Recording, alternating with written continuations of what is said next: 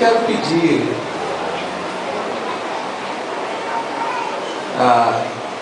isso, passa por lá de cá. Nós vamos apresentar. Eu poderia pedir ao obreiro, eu sempre faço isso, mas eles deixaram que eu estive ausente no culto e disseram: não, pastor, eu queria que o senhor apresentasse. Então a Sofia, ela vai ser apresentada primeiro, porque primeiro são as damas, né? E o Jean, ele já está aqui nervoso. O Jean está bravo aqui, ó. Mas o Jean já está aprendendo aqui. O Jeremias vai me ajudar aqui. Ele está todo sem jeito aqui para me dar a filha dele. Eu já estou treinando já.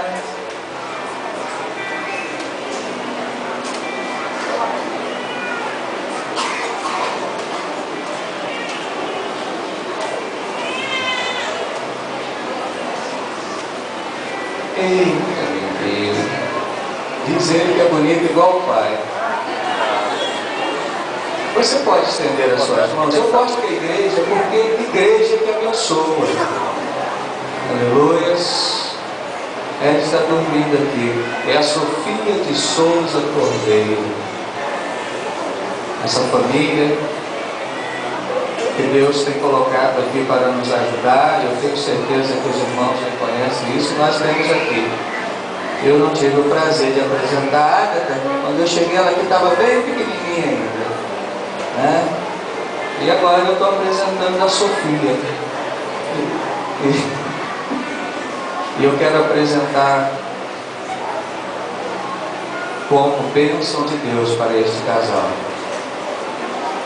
pedindo ao Senhor que a mão de Deus esteja sobre a sua vida, Jeremias, sobre a sua vida, Serrate, para que Deus nos dê graça, sabedoria e entendimento para jamais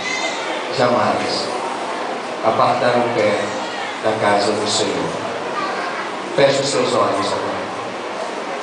Senhor meu Deus, aqui está, Senhor, em minhas mãos a Sofia.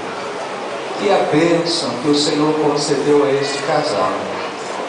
Ó Deus, eu quero te louvar, Senhor, porque tu és fiel.